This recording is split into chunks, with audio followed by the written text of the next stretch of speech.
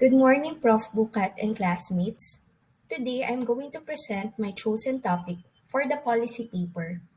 I am pleased to present to you the Philippine Travel Tax, a policy analysis. Let's have a walkthrough. In June 1956, the Republic Act Number 1478, or the Act to create a Board of Travel and Tourist Industry, was mandated so that this entity can levy the Philippine and permanent residents departing the country to curtail travel, which in effect can conserve foreign reserves.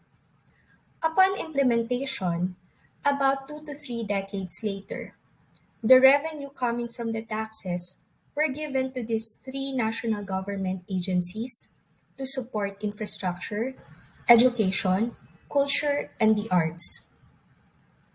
Fast forward to 2016, a study conducted by the National Tax Research Center under the Department of Finance sought to give light to the issues arising regarding the utilization of the PTT revenues and the alternative solutions that may be proposed to amend the said policy. Now, the significance of this policy review aims to examine the reason for the continuation of the PTT, proposed policies, and the scenarios which will be interpreted in the next slides.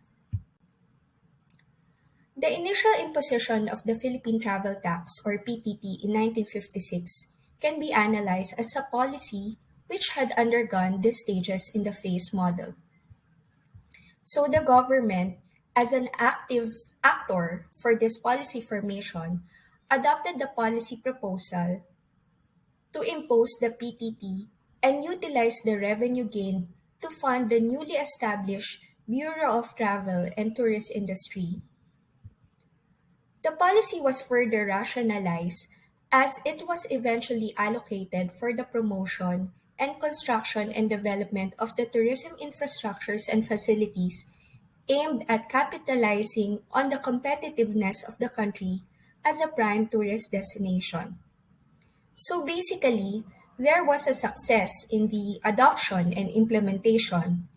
That is why it is being implemented up to the present, earning 7.2 billion pesos in tax revenues in year 2019 alone.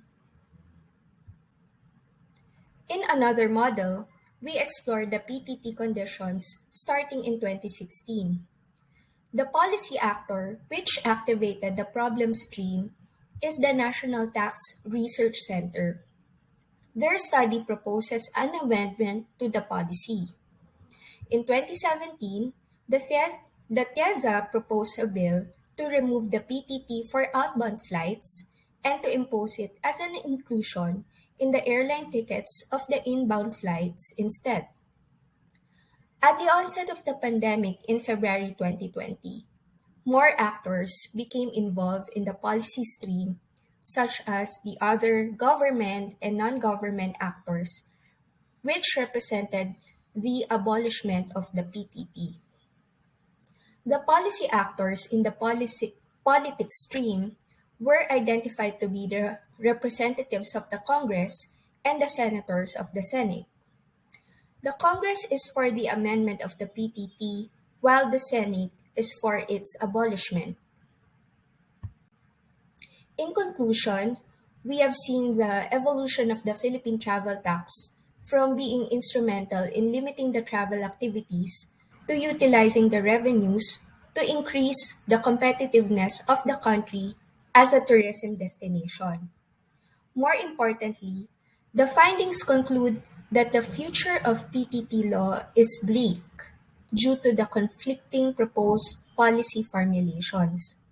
The stream model will only be a success if all the policy actors will converge at a unified decision. Is it meant to be abolished, amended, or to remain in status quo? For future studies, the policy topic still has a lot of potential angles to be explored in terms of impacts, other foreign tourist tax, such as accommodation tax, and the ASEAN Tourism Agreement.